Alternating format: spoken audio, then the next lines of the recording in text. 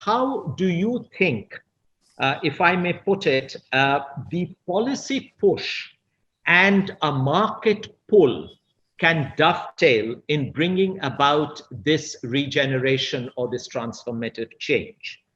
By market pull, I mean business models, or in terms of creation of market, whereby it influences the policymakers to come up with relevant policies, and then the two can dovetail.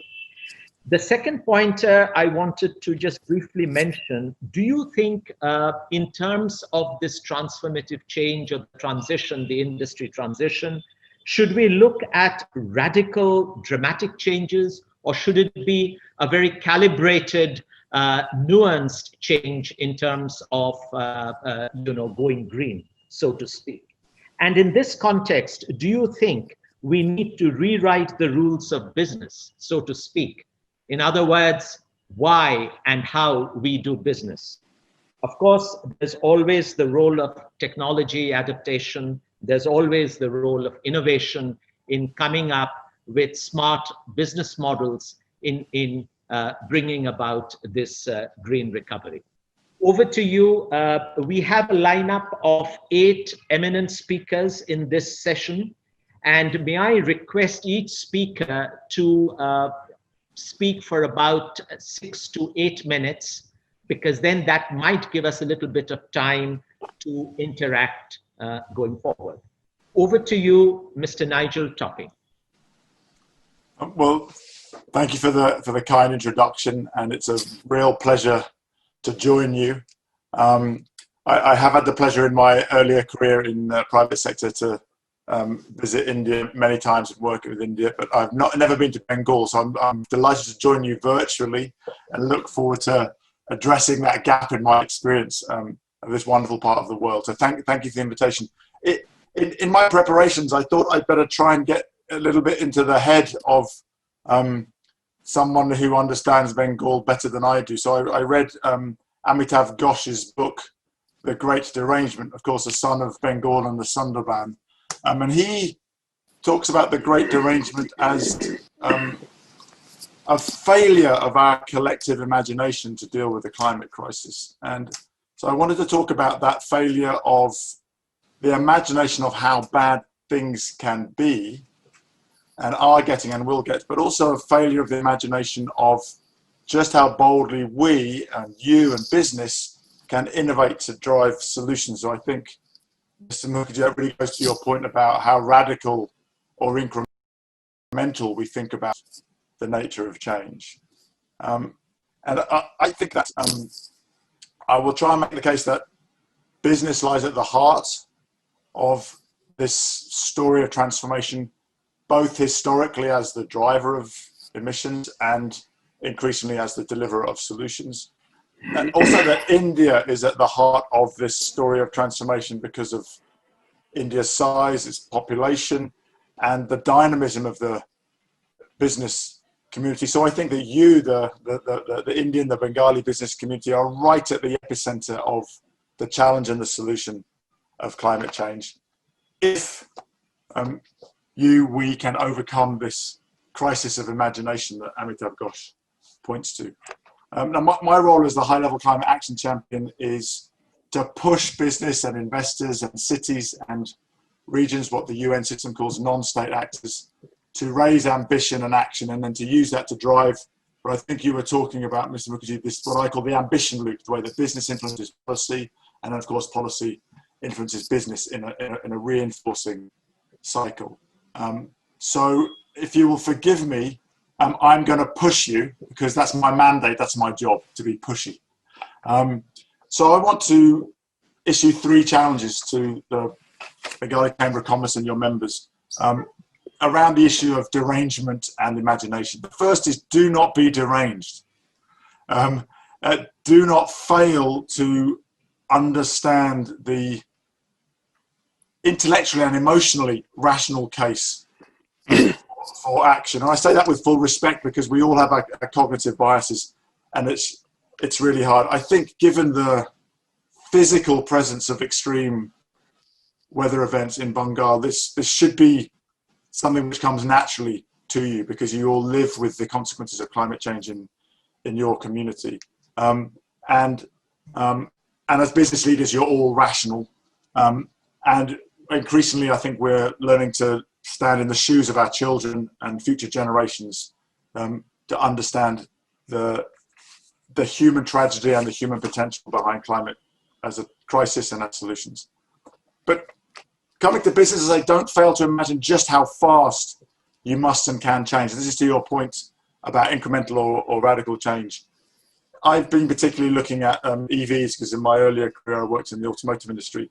In 2016, after Paris, the IEA was still saying we're going to be building lots of combustion engines in 2070. In 2070, right?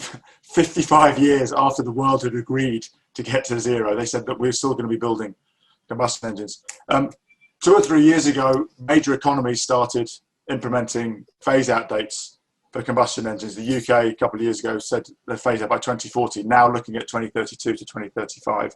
We see increasingly cities committing to full phase-outs of combustion engines by 2030. In the UK, we now have 2 of our biggest bus companies who've already bought their last combustion engine bus. So our ability to imagine just how fast things can change is always slower than things actually end up changing. And even though we know that, this is the paradox of exponential change, we end up being caught out all the time. So let's not fail to imagine just how fast things can and will happen. And I say will because we know the science and we know the history of exponential change. I think that this is true also in the business community, where only a few years ago there were very few businesses with science-based targets committed in line with Paris. And then thanks very much to the leadership of Anand Mahindra, the chair of the Mahindra Group, taking a global role in the call to action at Davos a couple of years ago, we now have nearly 1,000 companies committed to science-based targets, including, of course, the Mahindra Group. We've seen the leadership of Dalmia Cement being the first cement company to commit to net zero as early as 2040. And now we have companies from oil, cement, steel, consumer goods, companies like Apple in 2030, Amazon 2040. And that directly reads across into very big market signals in terms of renewable energy procurement and electric vehicle procurement. So I just really want to emphasize that we know how disruption happens. It doesn't happen incrementally. It happens exponentially. There's an S-curve shape to every industrial disruption. And we've seen that on renewables, we're seeing that on EVs and storage, and we'll see that in all sorts of other areas. The final challenge would be to don't succumb to a failure of imagination for the scale of opportunity for Indian business. As this disruption from climate change pans out in markets around the world, I think this represents a huge, not just local, but global opportunity for Indian business, if you take it, if you imagine ambitiously enough. We've seen the way that China as a country has taken advantage of this opportunity by using its large local market to generate globally competitive businesses in wind, solar, and EVs. I think Indian enterprise has the opportunity to do exactly the same in these sectors and more. And here, I remember in particular when I was on the board of TMD Friction, it's the world's biggest producer of friction material for the automotive market, doing some work with one of our important suppliers, Sundaram, a TVS company based in Chennai. And I went to visit and saw, I spent 20 years in manufacturing. You get to know a good factory when you see one. I went to visit and saw this amazing factory, a world-class factory. Learnt that the company had won the Deming Award, very prestigious prize, the Deming Prize. Had more PhDs in the R&D department than we had back at home in Germany. But when I went back to Germany to tell people about this, there was a failure of imagination. People couldn't believe that an Indian brake manufacturing company could have better engineering than a German manufacturing company. So I think that's like a tiger in the Sundarbans. Sometimes you have the opportunity of surprise because people don't necessarily expect around the world the excellence that I know Indian manufacturing, Indian commerce is capable of.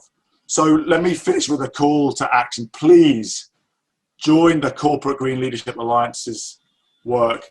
Join the Race to Zero, something that Gonzalo Munoz and I launched a couple of months ago and already have thousands of companies, investors, cities and regions around the world. Let's have hundreds of Bengali businesses committing to net zero targets committing to net zero science-based targets as early as possible. I'd love to see the Chamber of Commerce working with the International Chamber of Commerce on their pioneering program to help SMEs around the world set net zero targets. Let's have thousands of Bengali SMEs by the time we get to Glasgow, send a signal that the whole of the Indian economy is transforming. Use your leadership to send a signal to your broader ecosystem, for the major companies amongst you, making it clear to your suppliers that you expect them to follow you in that ambition, just as Amazon and Apple are doing on a global scale, will provoke and promote innovation that will surprise us all. Use your market signals to send, your market power to send signals. You know, when Jeff Bezos said Amazon are going to go net zero by 2040, he immediately followed that up by saying, and we'll buy 100,000 electric delivery vans, and all of our energy will be renewable by 2030. Show that you are serious about becoming and playing your global role as institutional leaders by adopting the new norms of international transparency and governance, such as adopting the recommendations of the Task Force on Climate-Related Financial Disclosure for disclosure of climate risk and scenarios. And then use your power to go back to driving the ambition loop. I'm really encouraged by what I hear by West Bengal's membership of the Under 2 Coalition, and it'd be great to see that and all of your work leading to a story of this important region of the world committing to its role in the race to zero. I want to go back to Amitav Ghosh, and one of his final quotes in his book. He says, "The struggle for action will no doubt be difficult and hard fought, and no matter what it achieves, it is already too late to avoid some serious disruptions of the global climate. But I would like to believe that out of this struggle will be born a generation that will be able to look upon the world with clearer eyes than those that preceded it." That generation is already here. It's the generation of our children and increasingly of our and your customers. So the moral and the economic case is made, and it's time for us to put deranged thinking behind us and to imagine the great opportunities ahead of us and to do what business does best and innovate to create a better future for the younger generations here today and for those generations as yet unborn. Thank you, and I look forward to hearing much more about the leadership of the West Bengal business community on the road to Glasgow, and to helping you in any way I can to share the message of your leadership with the rest of the world. Thank you. Back to you, Mr. Mukherjee. Thank you. Thank you very much, Nigel. That was a very, very passionate address, and I can thank you for throwing up the challenges. And I can assure you that we won't let you down. We would definitely, we would definitely address the challenges that you have raised. And the very fact that disruptive innovation is actually happening, as you have rightly said, it has happened on the renewable energy, on the solar side, it's happening in EV, but we have to see how we can build resilience around our businesses whilst we look at the green agenda, so to speak. And thank you again, once again, Nigel, for your very impassioned speech. Thank you very much indeed. Next, we have Mr. Stephen Louis, Chief Executive of Exide Lalange Energy Private Limited. And over to you, Stephen, for your observations on your business and how you see clean energy technologies and the business that you are in will be contributing in bringing about the transformative change towards a green recovery. Very much, Mr. Mukherjee. I hope that my screen is visible and I'm audible. I want to thank you, first of all, for giving me the opportunity to speak 6 to 8 minutes about something that is, of course, very important to all of us. I hope that you find it very useful. I think it's a little bit more than a decade ago that I was at a conference on energy, and at that time it was oil and gas was still very much the favorite. And I would say that the general trend at the conference was that the only thing that is green is the dollar. And well, I'm very happy to say that today, you know, I can actually tell that as a joke, because we all know that that is no longer true. And I have a few slides to illustrate that, which is where I would like to start. So if you look at just again the last few years, 7 years back, battery costs have fallen by 75%. And of course, being the CEO of a battery company, that's what I will talk about. I've been in energy storage, in electrical batteries, electrochemical batteries all my life, and lithium-ion batteries for the last 10 years. Now, a 75% price drop in just 7 years is pretty phenomenal. More than 1 million EVs have been sold in 2017. It's a few years ago, but that definitely was a milestone. OEMs have committed more than $100 billion of investments. That is a very serious commitment. Maybe it doesn't go at the speed that we want, but I'm sure we are well up on the S-curve now.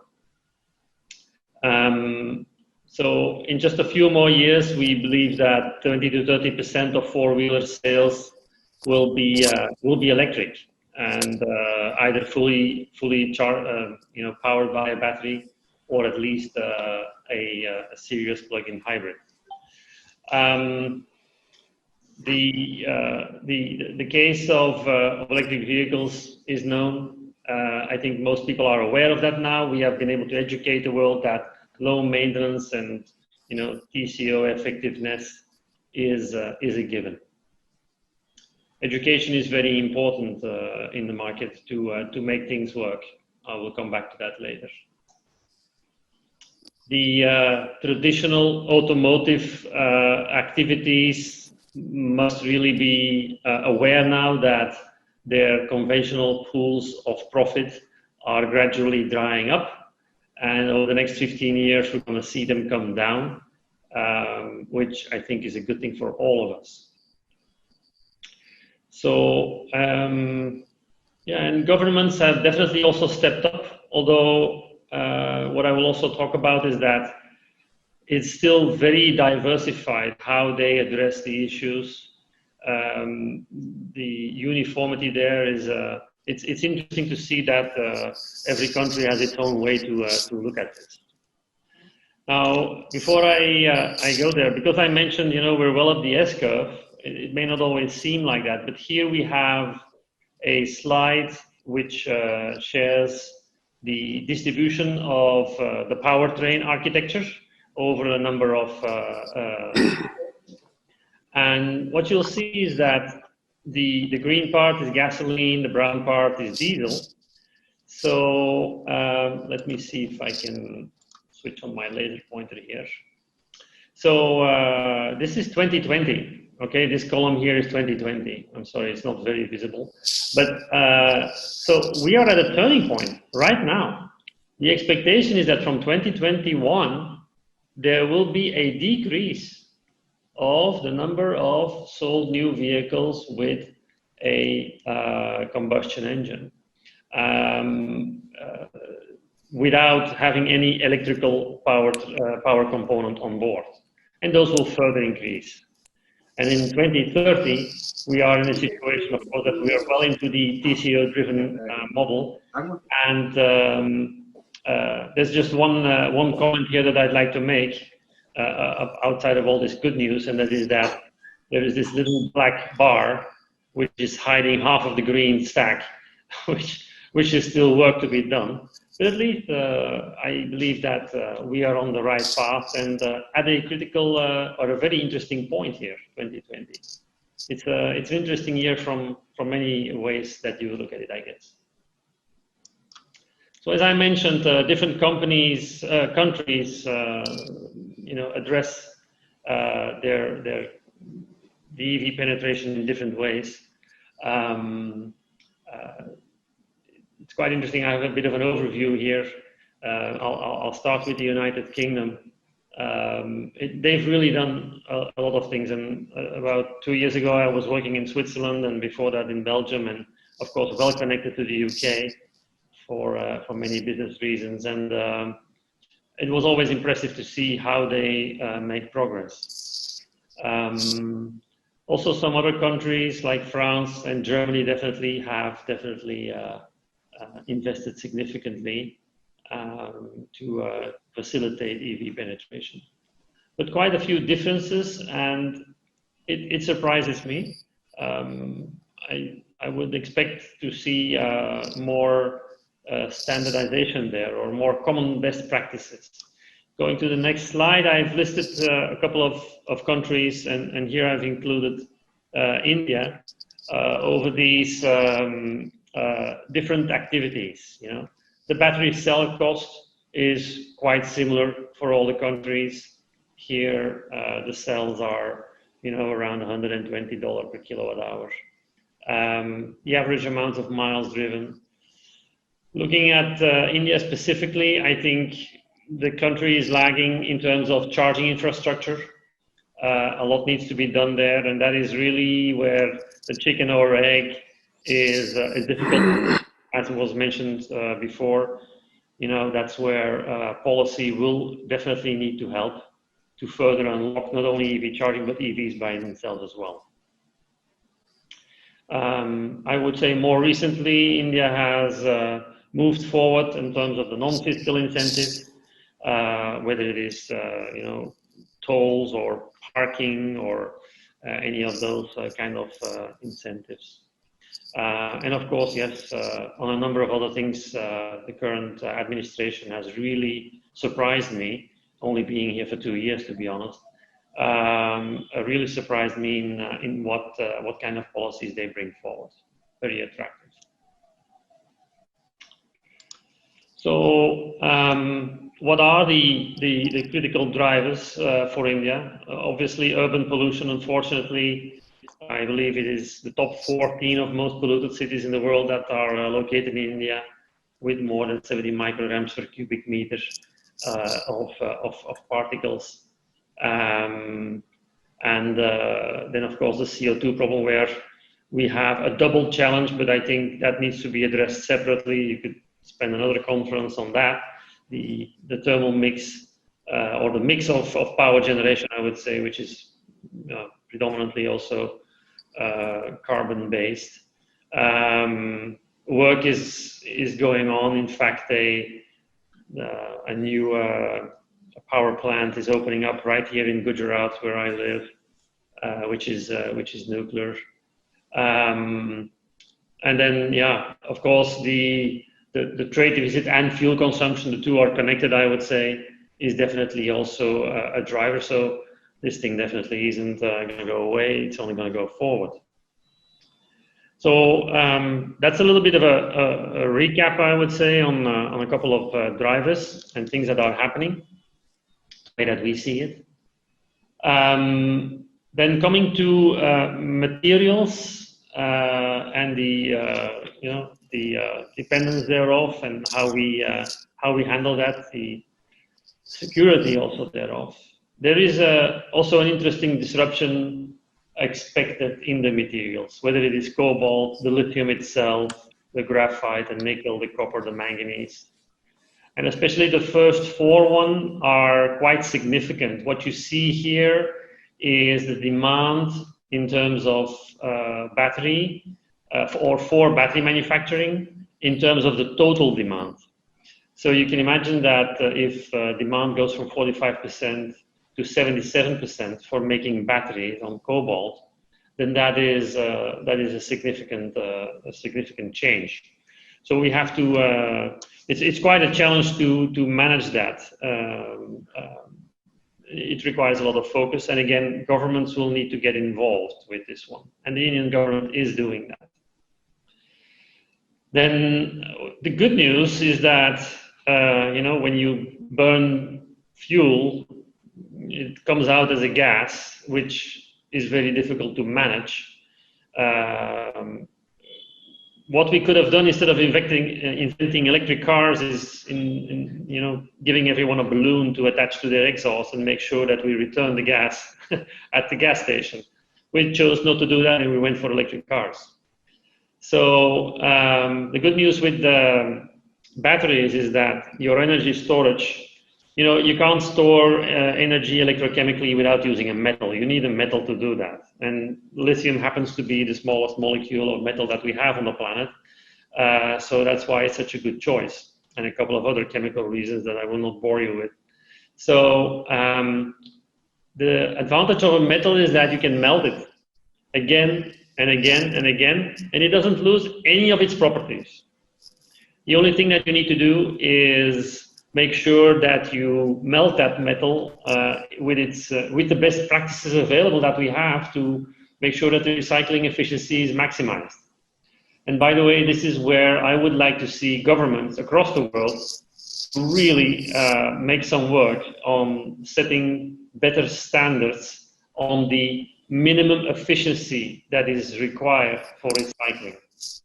I get the feeling that we are thinking, let's first get these electric cars on the road, we'll sort out the recycling later. I believe that that is wrong, for the simple reason that I believe that whoever puts a battery on the market also needs to take it back and ensure that it is recycled properly and hopefully put into a new battery in terms of the materials. I'll skip the second live thing. If you ask battery manufacturers to bring a battery on the market and then later take it back, there's a cost involved with that. And you need to know that cost when you put it on the market, because you need to include that. If you don't do that, batteries will end up in a ditch or in a forest somewhere, and we don't want that either. So that is why it is important to set standards for the efficiency and the minimum recovery also of materials. So that's where I would like governments all across the world. I've seen very little initiatives on that front, to be honest. So the technology is supported. Now we need to get the push from the governments to do that. I'm already down to my next slide. So my last slide, actually. And before I talk about the transformation that I mentioned here, so much things are going on in terms of going green. But that causes us, in my opinion, a little bit to lose the focus on how that actually happens. Going green is not something that you just do. Going green is a mindset. You have to convince yourself, first of all, I will go green. And if you go green, then you convince your partner, you can convince your children, you can convince your family, your friends, your colleagues, and they will go green. But first of all, you have to go green yourself. That's on a personal level. When it comes to companies, no single company, no matter which one the richest company in the world is, can transform the world on its own. Yes, you can build solar panels, you can build cars, you can build batteries, and yet you won't be able to do it on your own. You need government support, you need people's mindset, and you need all your stakeholders to cooperate with you. So change is not delivered in solitude. Cooperation is required, and cooperation in an innovative industry is hindered by, I would almost say, by business, because companies would like to protect their IP and let's say hide innovations that could accelerate growth if other companies have access to it. We have seen some good initiatives to improve that, both from governments and some companies as well. But I would like to use this platform to address all of you and say, let's take a step forward on that. And definitely from our company, we will be happy to participate in that in a very inclusive way. So inclusive not only in terms of a demographic view, but also in terms of a business view. Whatever we can do to support our mission statement, which is accelerating the transformation on how we generate and consume power, will get our support to the extent that is possible for us. So I have come to the last slide, and I hope that was somewhat within the available time. Thank you. Thank you very much, Stephen. I really like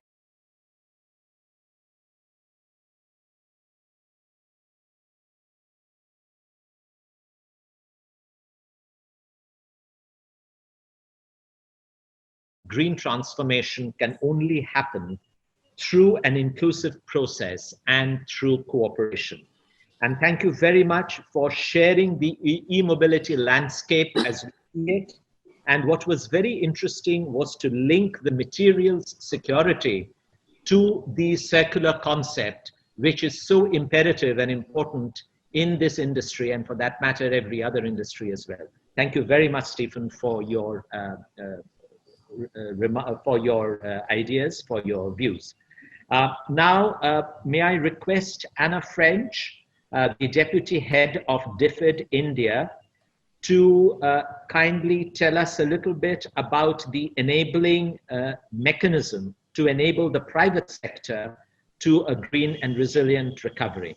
What is the recipe, Anna, you have for the private sector to make the magic happen? Over to you, Anna French.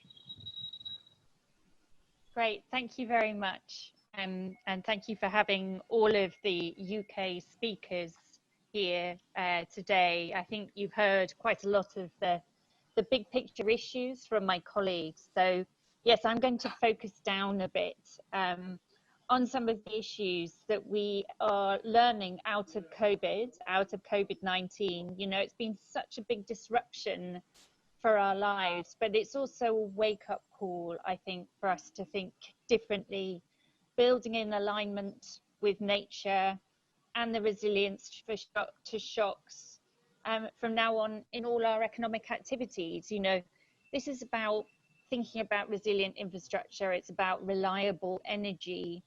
And so, yes, I'm just going to share some of the things that we've been learning, practical experience that we have of working with policymakers to all of you. And the sector I want to focus on actually is the power sector today. So India's power sector contributes about 2.2% of gross value added to Indian economy. And it is a basic input, you know, for a lot of the economic activities that India relies on: agriculture, mining, manufacturing, service and trade. But what we have out of COVID, I think, is something to celebrate.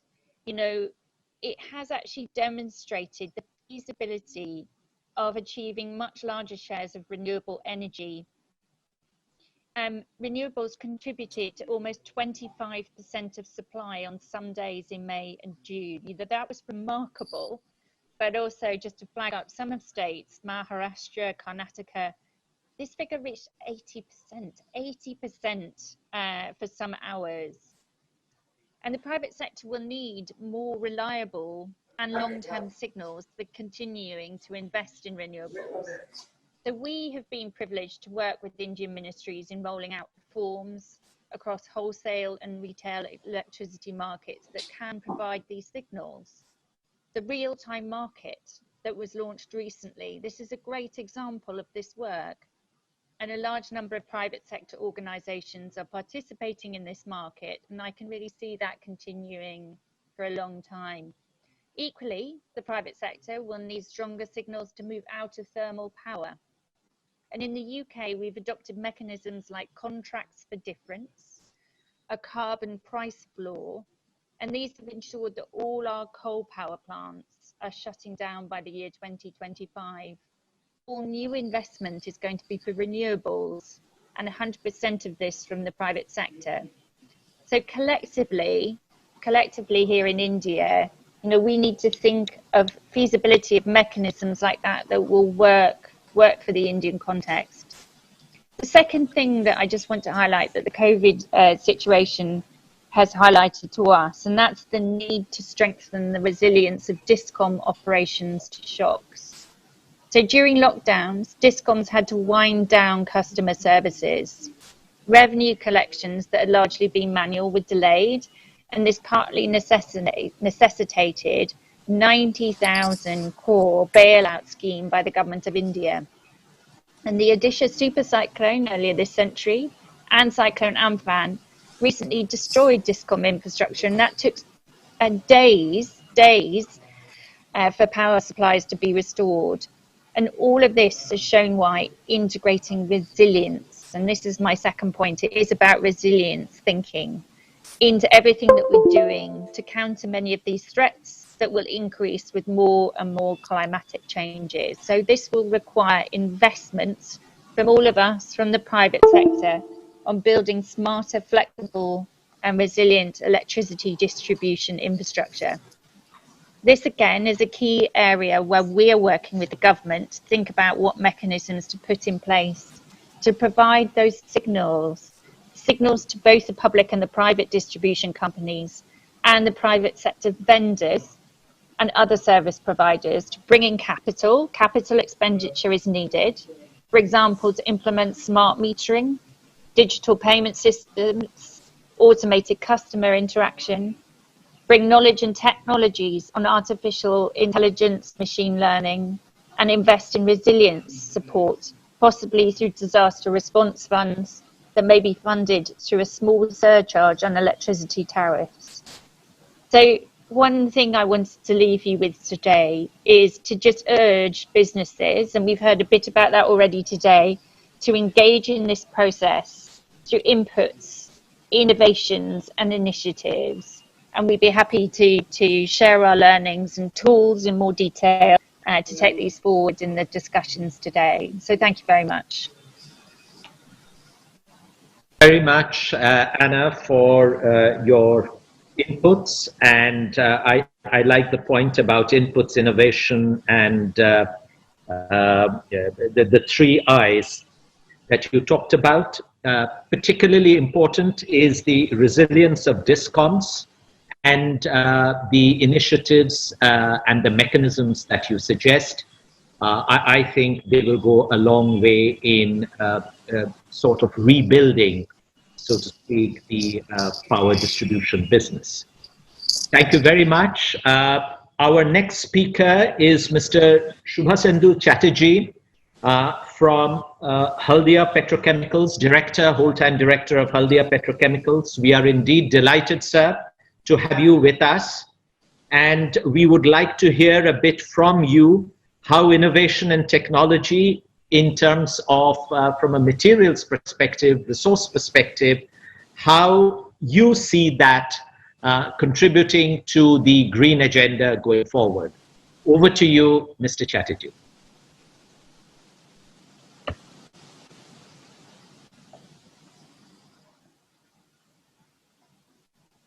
Mr. Chatterjee, you need to unmute yourself, please.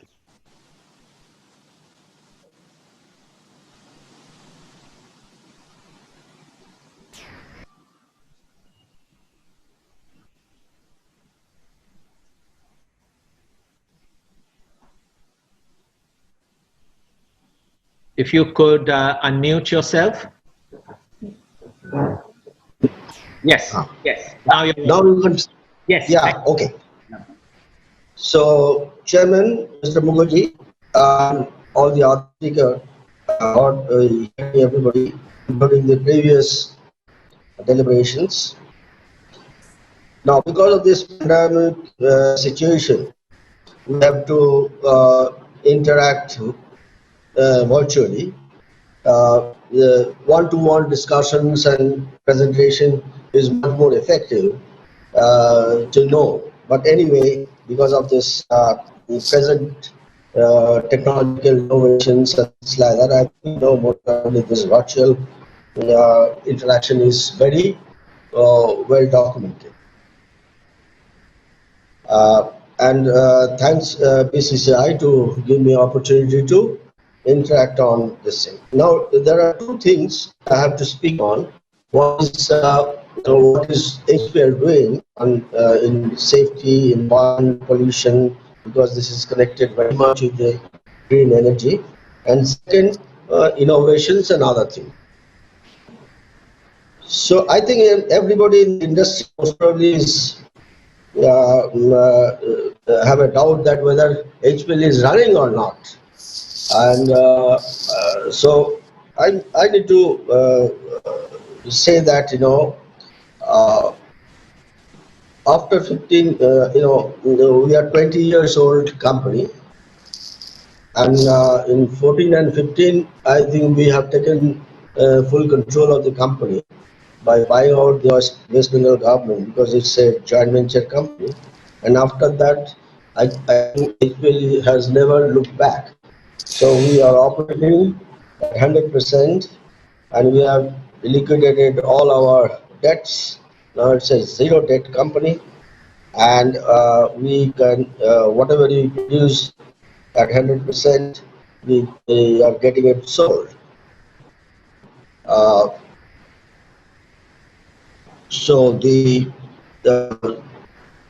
so the couple of things most probably what we do is that, besides a lot of awards we have received, including the British Sword of Honor for consecutive 3 years, we have increased the capacity by 30%, and put up a new plant to extract the value-added chemical and of a 600 crores project. But the total pollution load is not increasing. We have something like 0.2 ton per annum is the CO2 emission. We are very concerned about the environment, and we are sticking to our all the commitment that we have given to the Ministry of Environment and Forest, and we are much below that, even after 30% increase in the capacity. The water we are going for a tertiary treatment before it is discharged to this thing, and it's a very small amount, and we think that we can use it as a fire water. So there will be a zero discharge water. Air pollution and all are reporting online, and we have to report every week to both central government as well as the state government. So we are always on that. Second is, we have a full-fledged HACF, where health, safety, environment and forest, because we have developed a green belt all across our 160 acres of land, where we have planted something 0.2 million plants, which are now being grown over the last 20 years, and every year we are replenishing that, so that no pollution goes out of the plant area. Now we are looking for a joint venture with the international technology-based companies to find a very fruitful to fulfill the objective of clean atmosphere for humanity. And we are also have a full-fledged audit being conducted on all the employees of HPL, both officers and contract level. Now, with that, I think I'll switch over to my the main topic here today, which most probably will take a little bit extra time, or 6 to 8 minutes, but this is very important.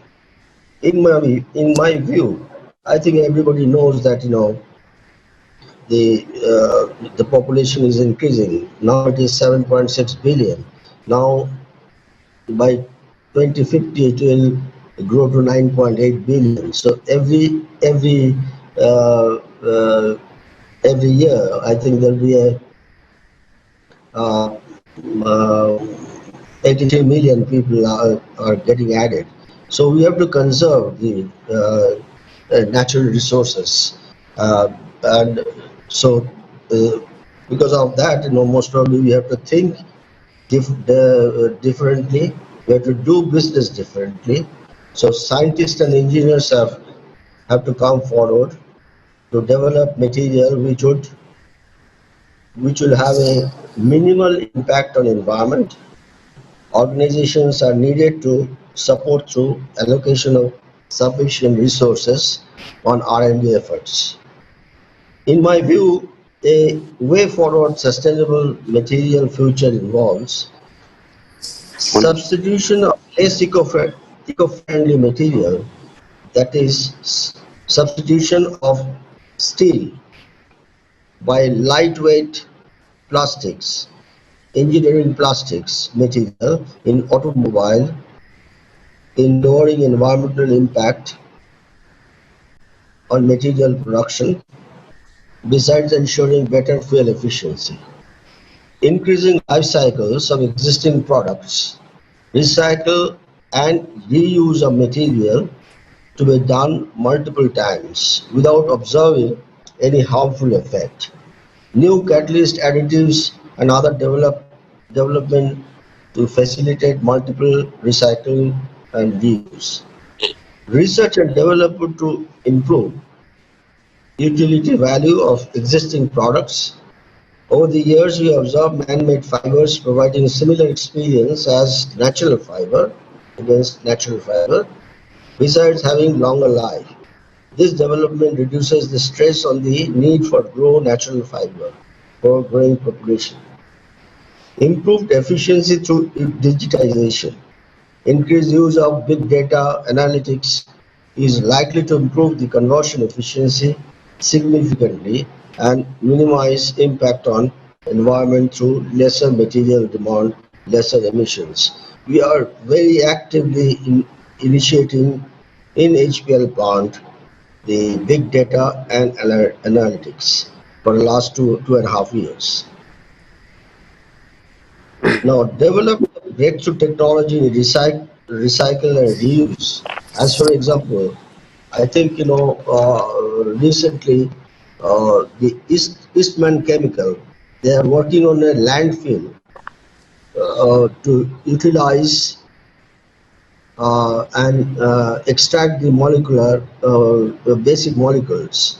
Second, the American Synergics and Trino joint venture is working to convert waste polystyrene back to the styrene monomer.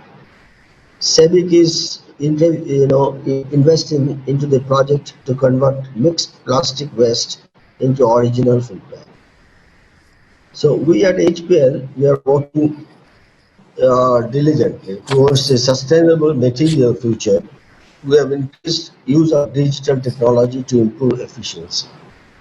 Our recent acquisition of Lamas Technology is also pioneer in developing cutting-edge technology. Through years of research and development, they have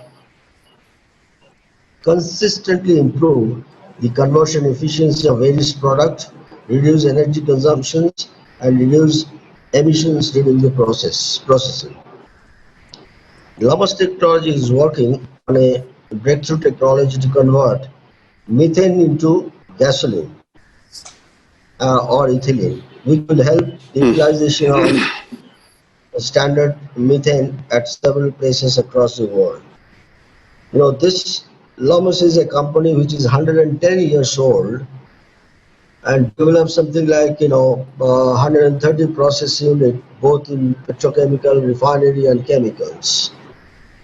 And they have something like 3,700 patents. So we have acquired this technology company in order to improve upon this thing. So what we have thought as HPL, because we have a little bit of gradually building up our capability in terms of expertise as well as in terms of funding capability. The worldwide uh, there was a interest in joint venture, and we are concentrated in the eastern region by investing heavily on a new concept, which is most probably an innovative concept, is crude to chemical, rather than it's producing more gasoline, uh, uh, petrol, diesel, and other fuel. So what we intend to do from right from the crude, we will convert into different chemical products, which will be a value-added supply to the downstream unit. So it will have a very big multiplying effect in downstream units. So I think whatever is and second, one more point that I just wanted to make. We have started funding different projects with IIT Kharagpur and other IITs. One of such effort is in developing the battery for vehicle with IIT Kharagpur, which is in a very advanced stage, and most probably indigenously developed technology will be very shortly available through the Chatterjee. I think let us work together individually and collectively to ensure a sustainable material future using innovation and technology. Thank you very much.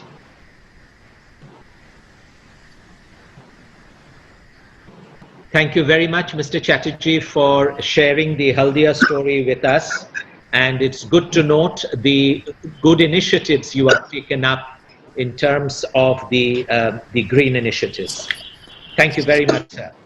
I have pleasure in inviting Mr. Raghav Raj Kanoria, a bright star who is now heading India Power Corporation.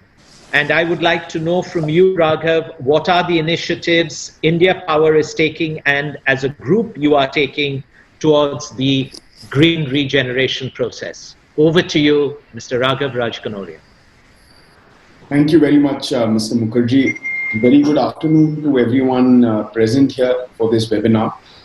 It's a privilege to be here amongst such a distinguished panel of speakers with rich experience in the energy sector and many other sectors. It's been I've been hearing to each of the speakers, and it's been a great learning. I'd also like to thank the Bengal Chamber, especially Mr. Mukherjee, Subodhi, Mr. Ray, for the kind invitation.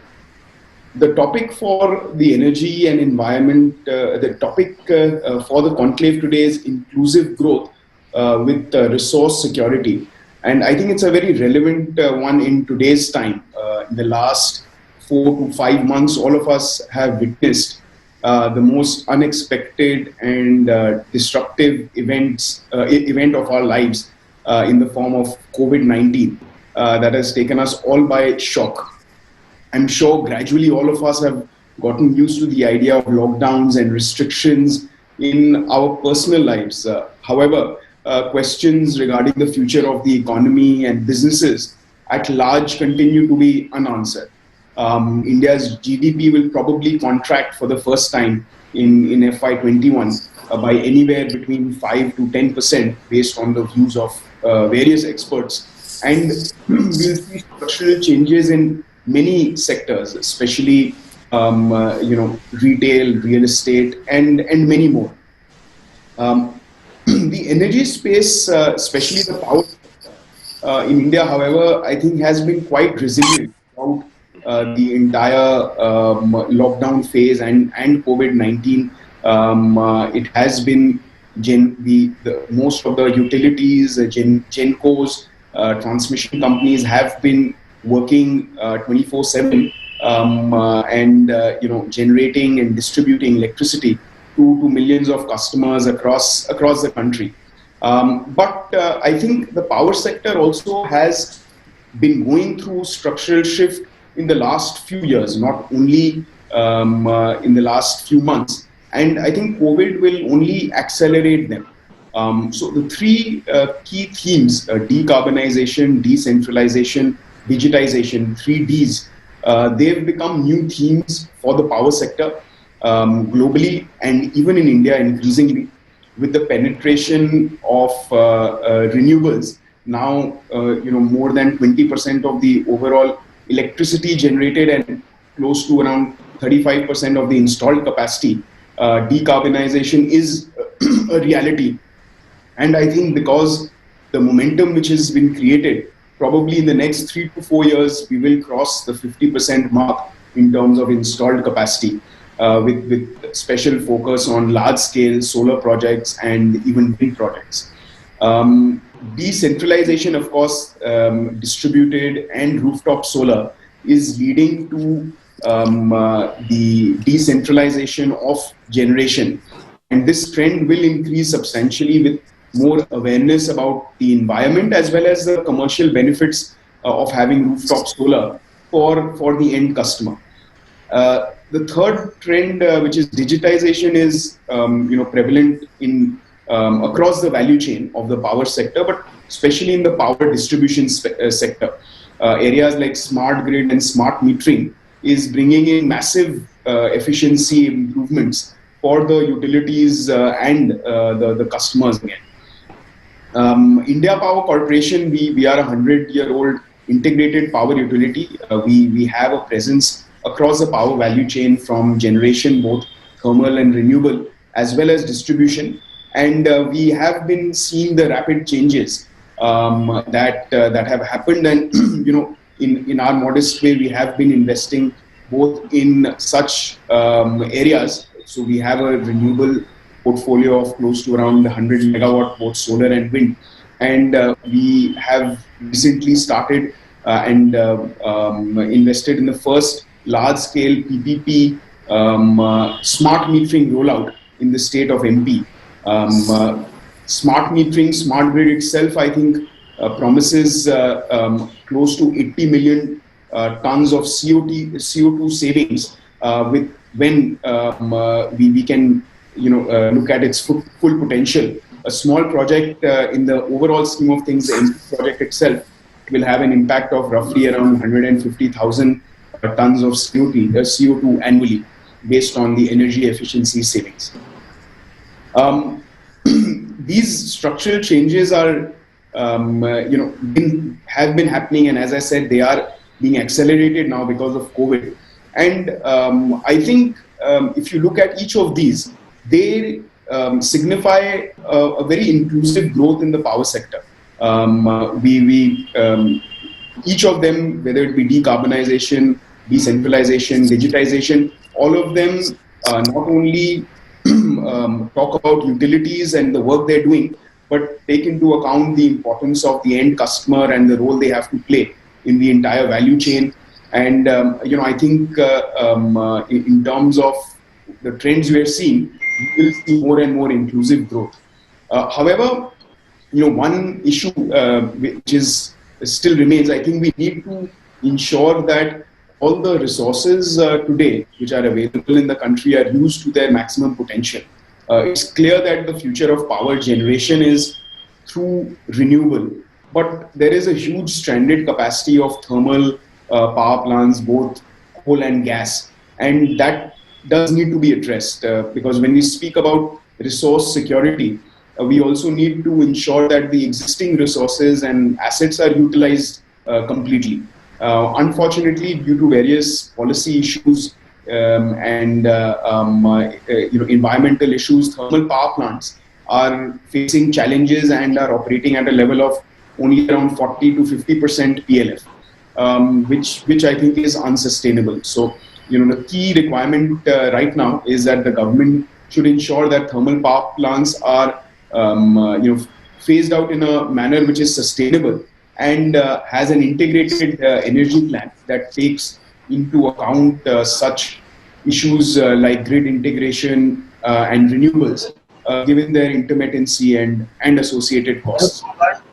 Recent reports have estimated that the balancing cost of renewables is around 1.5 rupee per kilowatt hour or unit, which should be taken into account when accounting for renewable energy. So we also need to think about more hydro and gas for energy security, and see that how it is complemented with the increasing renewables in our system.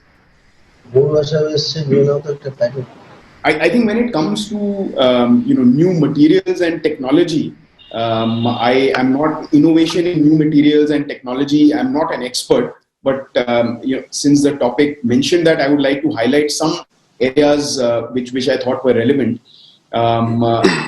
Two key areas. One is solar panels, and the other is battery storage, which we are also actively involved in, and we're seeing these will of course have very important use in the future. So we are still at an efficiency level of between 50 to 20% when it comes to solar cells on an average. Some solar cells have reached an efficiency of as high as 40%. But I think there's a lot of research happening there. And as there's a new technology and focus on innovation in materials, I think this efficiency will keep on improving. One more area related to solar is in terms of solar waste. Today, we are not taking into account the cost and downside of solar waste, which will arise in the future. So it's estimated that issues in India will start arising only from the year 2030 because solar is relatively new source of energy. It's estimated that in the year 2030 we will have a waste of around 200,000 tons a year, and which will increase to around 2 million tons by the year 2050. So we need to focus on more sustainable materials to avoid environmental damage due to such waste. And again, I think that the kind of work which is happening, I'm sure that we will be able to achieve that. Secondly is related to storage, again, an area which is relatively new and gaining a lot of importance. I think it has very important applications and a long way to go, and new materials will help in the improving efficiency of battery storage and such equipment. So these were some of the views I had with regard to the power sector and how I see things going forward. I would like to say that there are challenges in the Indian power sector and the market in certain areas, but I think at the end India will continue to be one of the fastest growing major economies for the foreseeable future, and the energy sector is key to that, and it has a very, very long way to go. I'm confident that deliberations such as these which we are having today will definitely help us, and it did give me a lot to think about, and I hope that all of us can benefit from this. Thank you once again, Mr. Mukherjee. Thank you. Thank you very much, Raghav. Thank you very much, Raghav. That was very refreshing. You have raised a few very pertinent issues, and I'm more inclined to think that after hearing what you said, that one needs to take a balanced view when we are talking about sustainable operations. We cannot take a very polarized position when it comes to looking at the thermal power generation. I also appreciate the points about the current trends in terms of decarbonization, decentralization, and digitization that you raised. And it was indeed a very balanced presentation as well. Thank you very much indeed.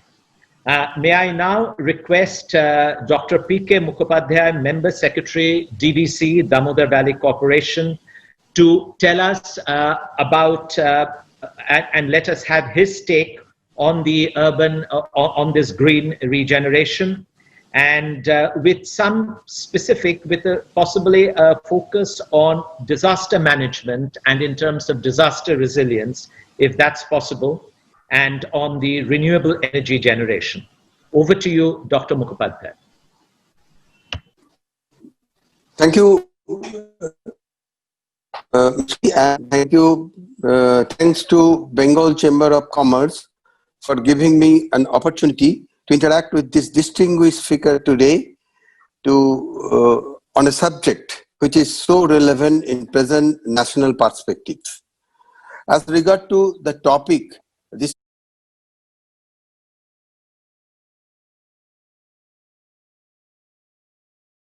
DVC, the organizations where I am presently working, is started with this perspective of flood control. As such, DVC was created as the first multi-purpose river valley project of independent India with primary objective of flood control. So since inception in 1948, DVC is closely associated with disaster management and control. But in the process of disaster management, as you are aware, this in Bengal and starting from Jharkhand, this Damodar River, which is around 600 kilometers long, we have 4 dams. The dams are Tilaiya, Konar, Maithon, and Panchet. For at different times of the period, particularly during the rainy season, sometimes we have seen, based on the intensity of rainfall, we have seen flood in some places in Jharkhand and many places in Bengal, even few years back. But of late we have made very corrective measures, and emergency action plan has been prepared in consultation with Central Water Commission to combat the situation during the disasters or flood. Now, as regard to the area coverage, our Konar Dam covers 6 blocks in the districts of Hazaribagh and Bokaro in Jharkhand, and Maithon and Panchet covers 8 districts of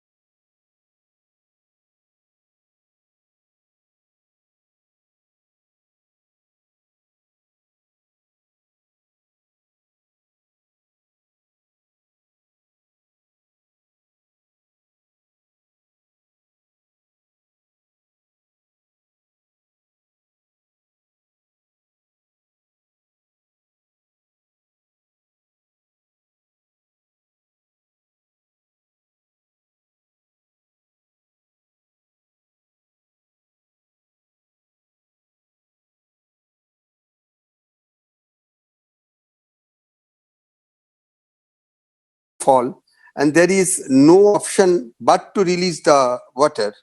There are 4 categories. Color code with this category, there are color code like green from minimum level, then orange, then yellow, and then red. The green, we do not have that much of effect, but the orange is more than 50,000 to 1 lakh cubic water release, which inundate 28 square kilometer. Yellow inundates 125.5 square kilometer, and red inundate 174 square kilometer. And the release starts after 6 hours from issuance of warning memorandum. Memorandum given to all the district magistrates, and the flood level in Maithon is 480 feet to 495 feet, and Panchet 410 to 435 feet. This is just a figure, but to come with how we have very fast moved into renewable, because we have, as you, with this figure, you can very well deduct that we have tremendous water resource. So with this 4 dams and with this huge water resource of 4 reservoirs, we have interacted with SECI, Solar Energy Corporation of India, and they have made our feasibility study. As of now, with this river bank in and around this Damodar river, our command area is 24,000 square kilometers. In this command area, we have constructed 8 power plants. The capacity is 7,107 megawatt. Out of that, 6,960 megawatt is thermal and 147 megawatt is hydro. Now, because of this huge water base, with the consultation of Solar Energy Corporation, it has been seen that if we use our water base for floating solar, only using 15% of water reservoir capacity, we can construct 1,776 megawatt of solar power. So that feasibility study has already been made, and now we are going for tendering for DPR, preparation of DPR. Parallelly, we are also constructing a 50 megawatt ground mounted solar in Panchet, where we have land support, and we are also constructing rooftop solar in our 50 substations and 8 thermal power plants. This will be in total 2.34 megawatt. Another important aspect in renewable energy we are going for, that is, we are constructing a pump storage near Bokaro using the river water of Damodar, where here also the feasibility study has been made, and the proposed capacity is 1,500 megawatt, which will be highest, largest in India. The capacity will be 6 into 250 megawatt, for which also a DPR are in the process of preparation.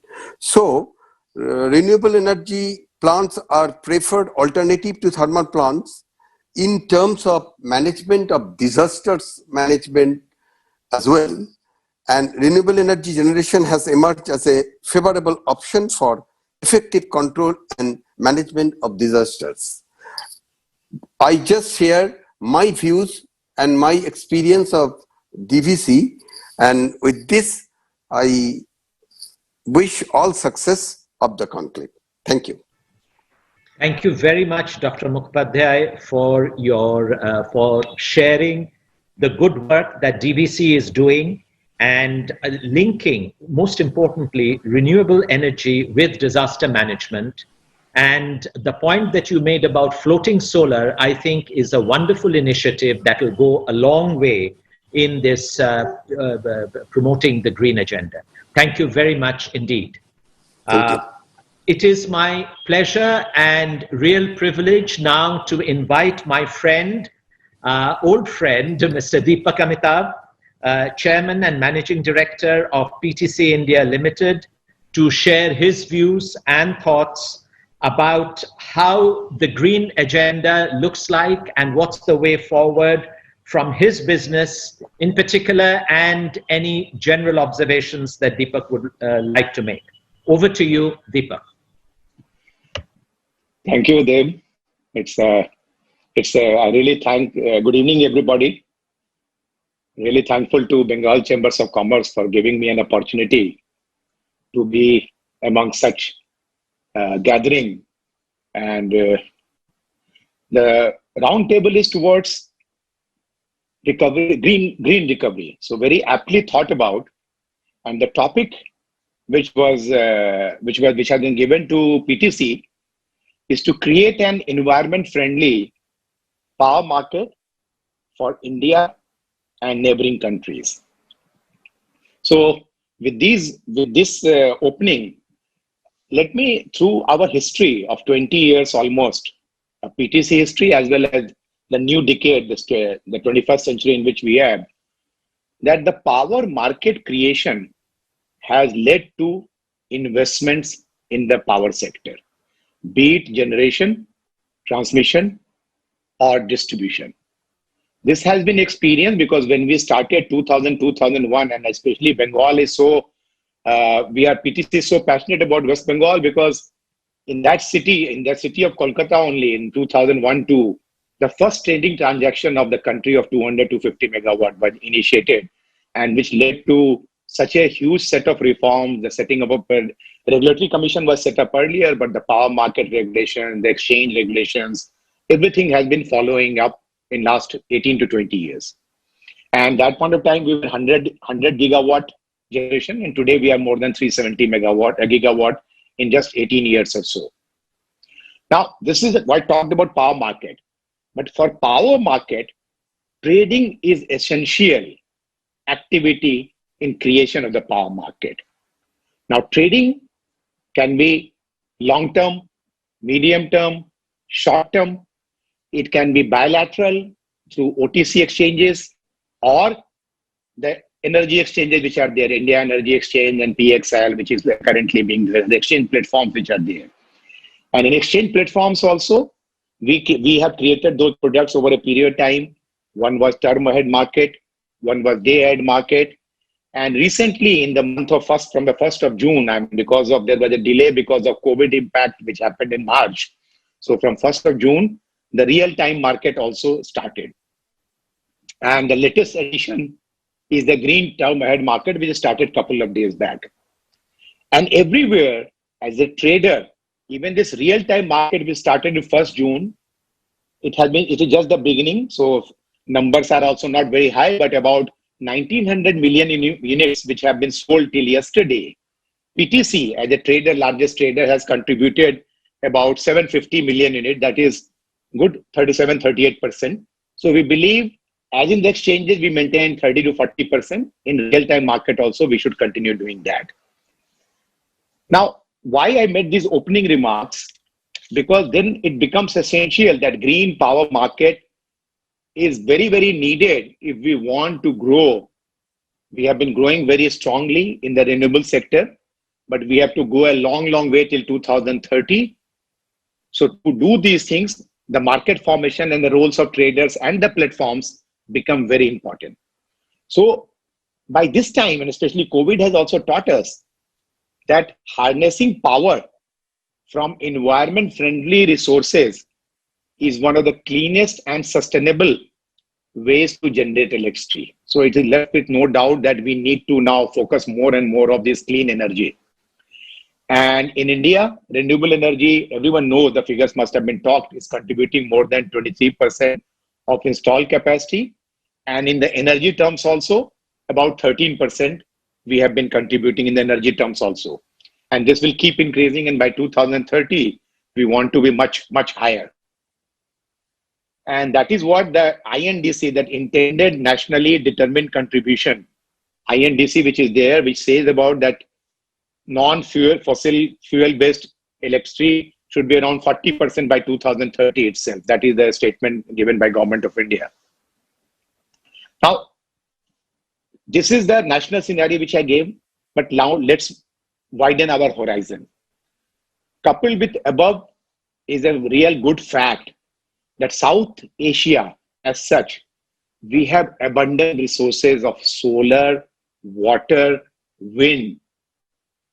And solar also, if you see, if I go spread beyond Myanmar and go to landlocked to Cambodia and to Vietnam, etc., and here up to Afghanistan, let's just keep ourselves limited. I'm not going beyond Afghanistan. There are multiple time zones already. And solar is, average solar, this thing is availability is about 300 days. Enough of wind, enough of water. Bhutan, Nepal, Bangladesh, Sri Lanka. And I'm just talking about the neighboring countries and Myanmar and slightly beyond that. So green energy and consequent recovery will be driven by sharing and pooling of these resources, the natural as well as man-made.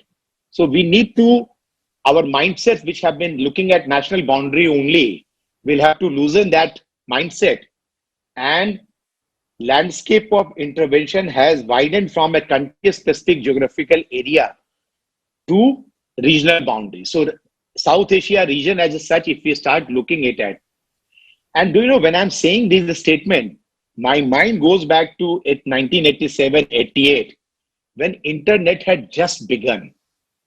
You remember those days? What happened?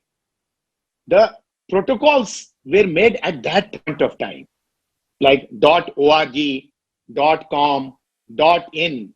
All across the world, people, the protocol, they sat together and made the protocol, which led to the revolution, internet revolution, and now the penetration, we need not say, I mean, whether it's a chai wala, tea wala, or a rickshaw puller, everyone is having access to internet and to smartphone nowadays in this country at least. So,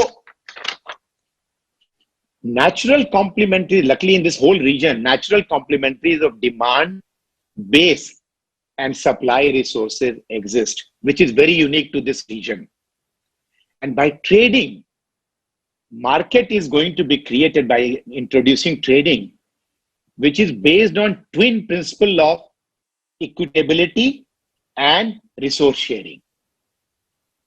So we have seen the efficacy and deliverance of above cardinal principles in 3 countries which are our neighbors, Bhutan, Nepal, and Bangladesh. Now, just coming to Bhutan and Bangladesh, because I could hear Mohammed Saab also in the last during the last people who were sharing that Bhutan sharing with neighbors has been done on economic terms, and with Bangladesh has been meeting their energy requirement on economic advantage, because their whatever sources they are producing was much more costlier. They saw that import from India, so they saw the economic advantage. So both the principles, both these key concepts of complementaries are already existing in the present setup already. And Nepal also, over a period of time, though it has not been able to harness its potential, which is quite high. So that is the reason today it's importing about 500 megawatt from India today for the dry season, that is the winters, because their hydro potential, hydro is maximum generation in the monsoon season, and by October, November till February, March, they require the power. And that is what I'm talking about, supplies, demand, and mismatches also as a region, which gives, market is already there, but I see next 5 to 10 years, a regional huge market coming in. And that's the reason these exchanges, these platforms, etc., are going to play a very, very key role in this. Today, it's bilateral, like as Bangladesh person was saying that they have an arrangement, MOU, etc., with Bhutan. But today, it has to be bilateral between Bhutan and a trader in India has to enter into an agreement, PPA, power purchase and power sale. And in turn, that trader has to in turn enter into power sale agreement with Bangladesh. But going forward, when the grid capacity keeps increasing, and in India also, if we go back to 2014-15, and when I go back to 2003, in 2003, the 5 regions in India has 5 electricity regions. They were all there, but working in a closed circuit, basically. They were not even synchronized. And by 2010-11, 4 of the regions got synchronized, but southern region took a lot of time. And I think by 2014-15, India became one nation, one grid.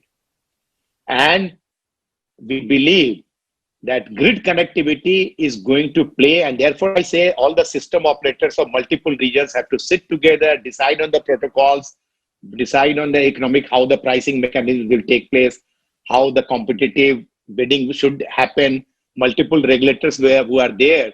We all have to sit together over a period of time and decide upon a regional power market. And especially because it has not been done fully, what we are doing is today only hydro and some thermal export, which we have been doing.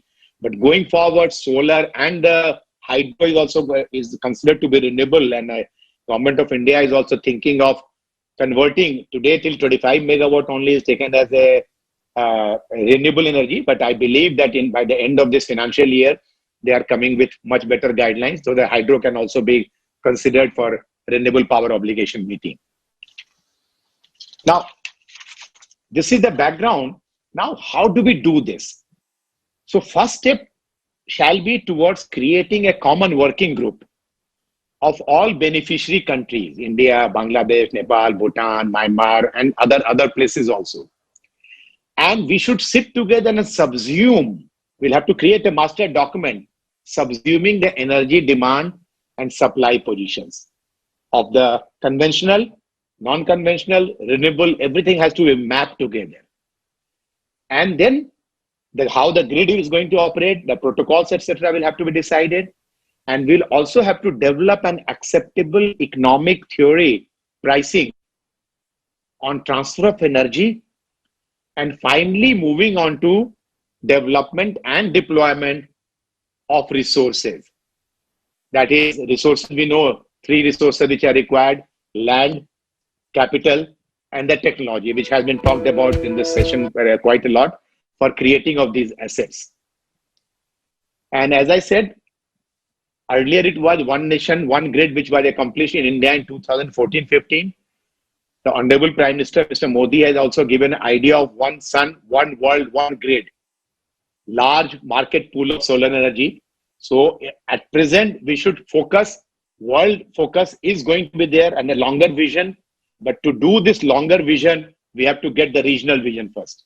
So absolute grid connectivity, easily transferable. We have the European market model where there are so many countries, the Nordic pools having hydro, someone is having gas, someone is having nuclear, and a lot of now Germany and France, everyone shifting to the renewable energy in a big way. So that model, the European Power Exchange model, is something which is very suitable for this whole region and which we believe will start happening now. And single grid connectivity across countries. And with above suggested planning and measures in place, then we could jointly create sustainable South Asian regional power market with focus on environment-friendly energy sources.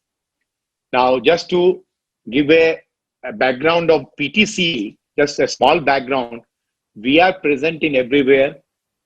As a trader, we do about 65,000 million units of buying and selling on an annual basis.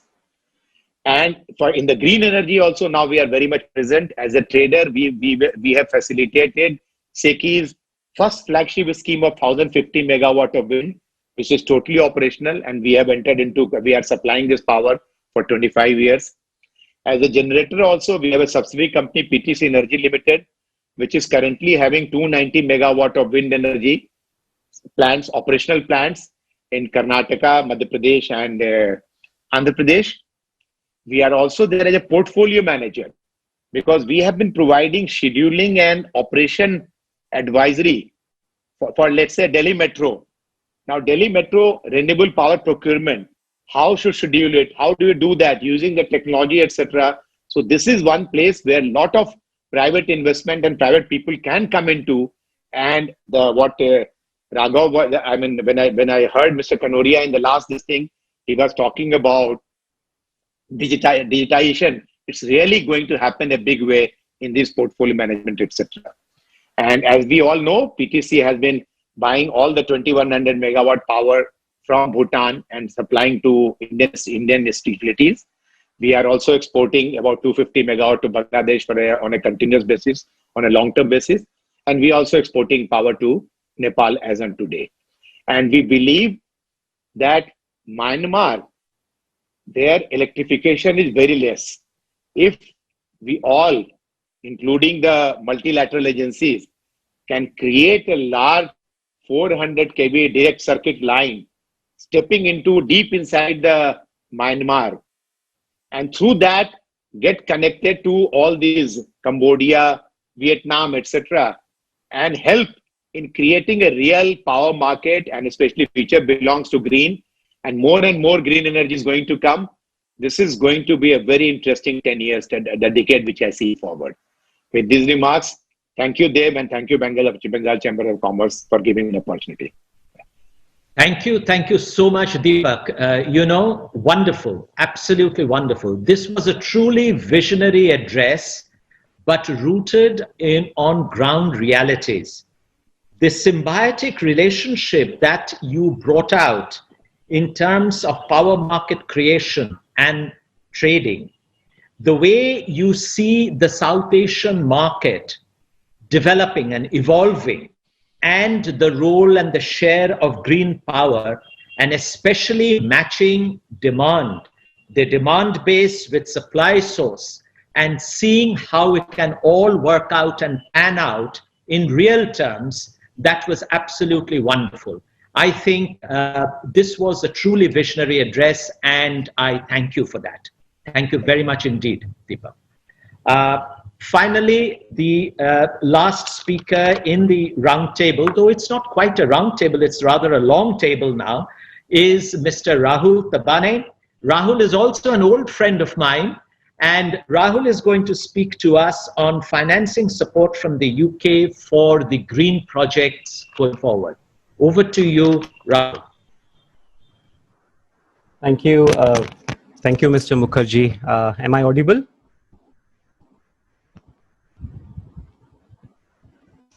You are audible. You are audible. Thank you. Thank you so much, Mr. Mukherjee. And it's nice seeing you after a long time, though I would say virtually, but anyways, it's better than not able to travel at least.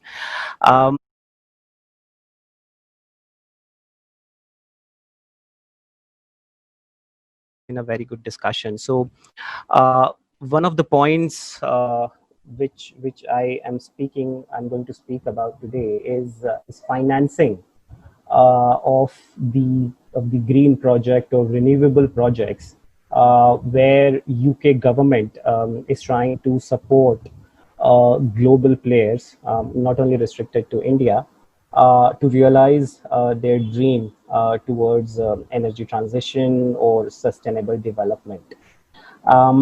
So you have seen there were speakers before me, and Nigel, Natalie, Anna, all of them from different departments of UK government have spoken about what UK is doing on the front of climate change, trying to work alongside public and private players, help governments in policy making, and also providing financing support in a way to accelerate these projects.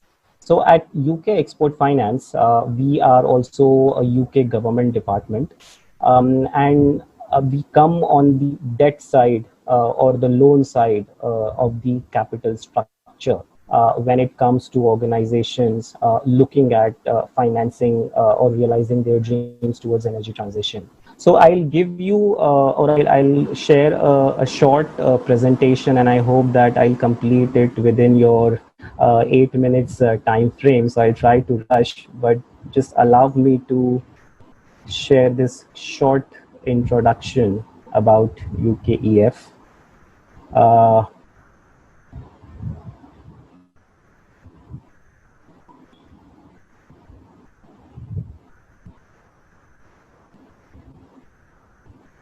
Okay, so UK Export Finance, we are the export credit agency of United Kingdom.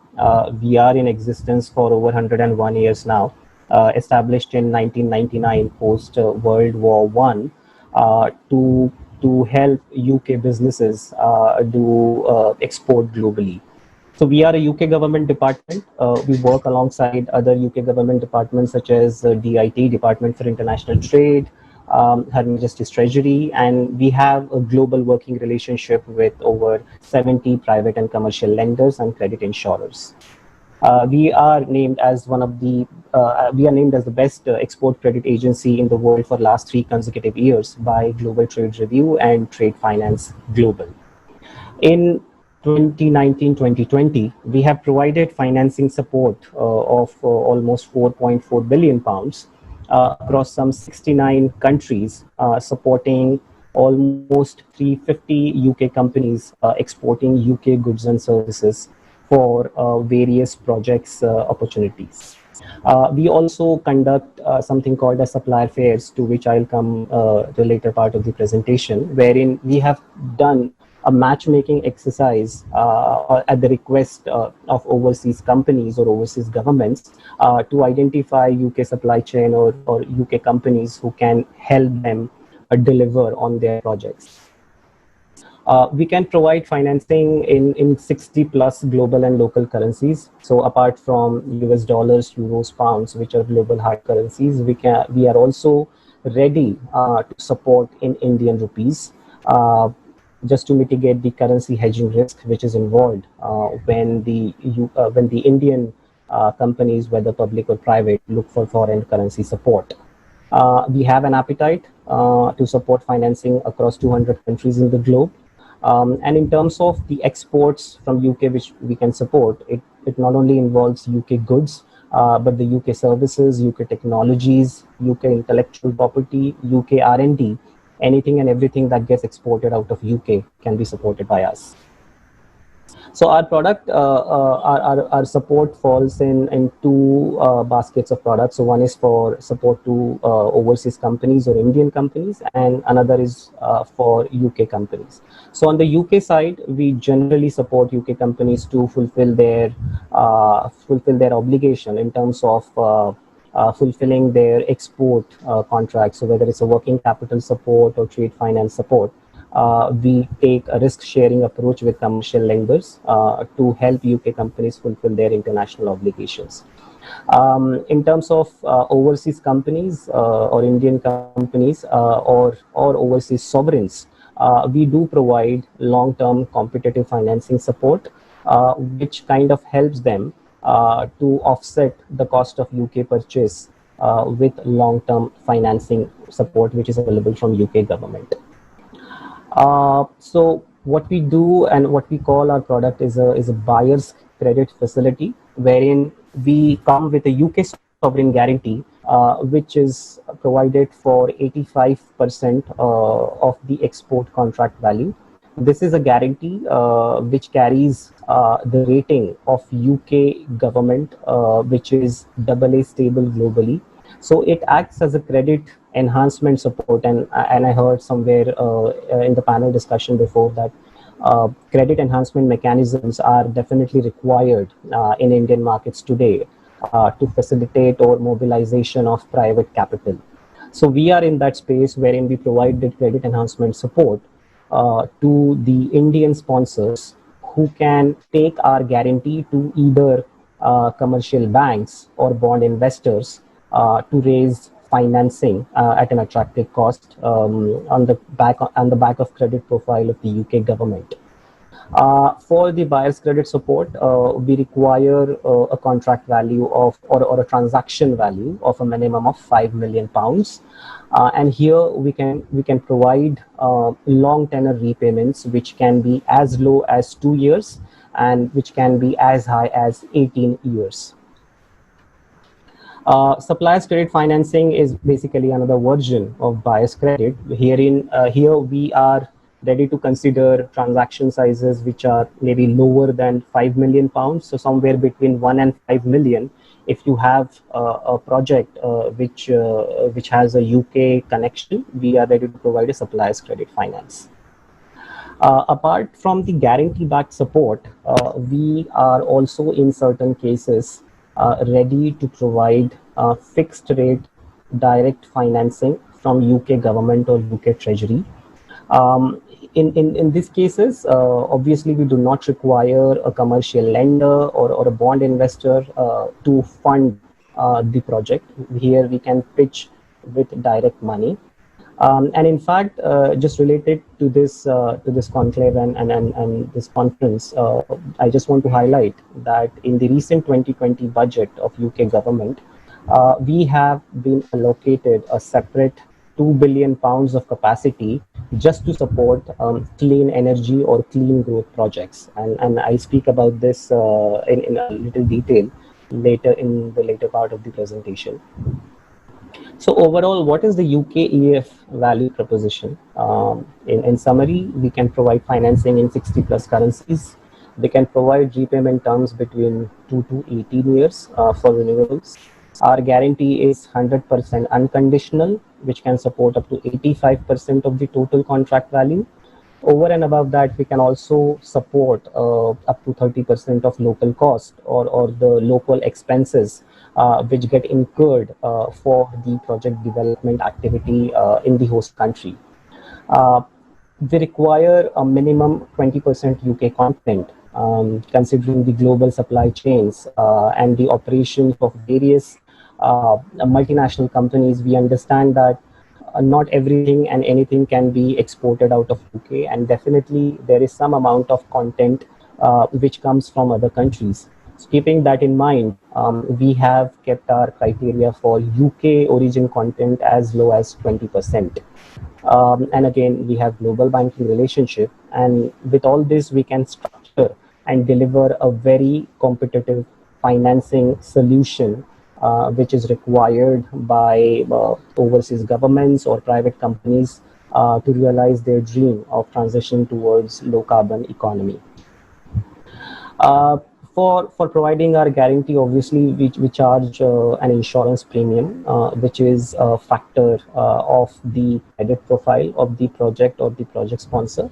And the second factor is obviously the tenor for which we give this guarantee. So we are open to do this anywhere between 2 to 18 years. So the longer the tenor, the premium cost will be higher.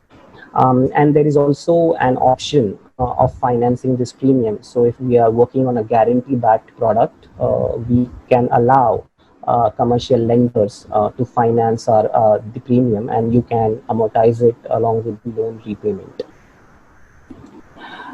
These are the transaction structures that we have supported in the last 100 odd years. So it's public and private sector transactions, project or structured finance, repayment guarantees, line of credit, debt capital markets. When we have done Islamic financing quite recently in Indonesia.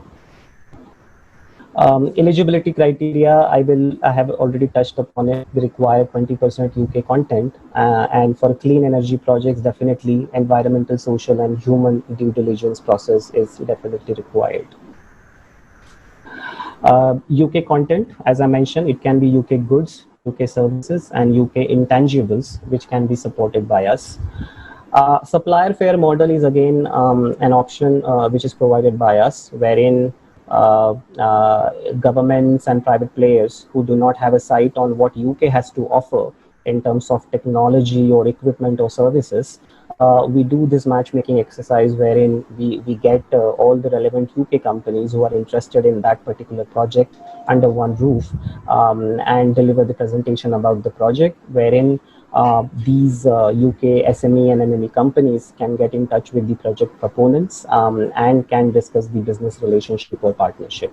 We have done almost 12 such supplier fairs in the past, which have been hugely successful.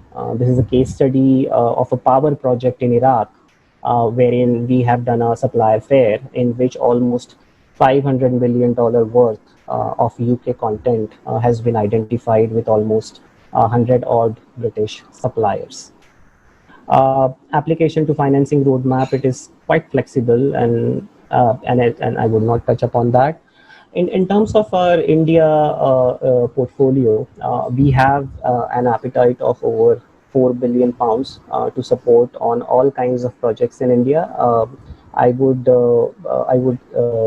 not include coal-based power plants in this, because this is a general or a wider UK government policy on not supporting coal-based power projects. But apart from that, we are very much keen to support and develop clean energy or renewable energy projects in India.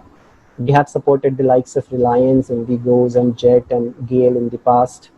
Overall, we provide an attractive financing cost with longer repayment tenors, option of financing in Indian rupees, and obviously a wider support from UK government network, which is already established on ground across various Indian cities, including Kolkata. As well as we have a relationship with our London colleagues who we can definitely bring into a conversation at various points in time to deliver a holistic financing solution for the project proponents. Ultimately, we offer for Indian stakeholders. We can work with corporates and private entities.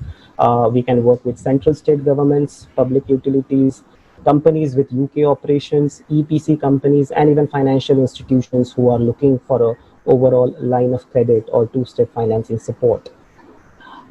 Just to speak about the topic which is relevant here is basically the direct lending support which we have recently announced. So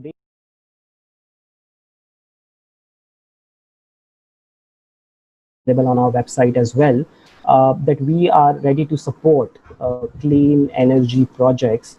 And here we have kind of published the spectrum or the plethora of project opportunities wherein we can directly pitch in with direct lending. As you can read, these are renewable energy projects which can have energy production, transmission, appliances, energy efficiency, wherein new and refurbished buildings, energy storage, smart grids, pollution prevention and control, then environmentally sustainable management of living natural resources, terrestrial and aquatic biodiversity conservation, clean transportation, electric vehicle mobility, sustainable water and wastewater management, climate change. So these are the kind of projects which are available for our support. Just to add last 2 points, I mean, last year we have provided our support for a wind power project in Taiwan and a solar power project in Spain. At the moment, we are engaged with various Indian state governments as well as private players to establish our support for their projects and help them realize their dream towards the energy transition or clean energy and sustainable development. And I'm happy to be a part of this panel, and thank you once again for giving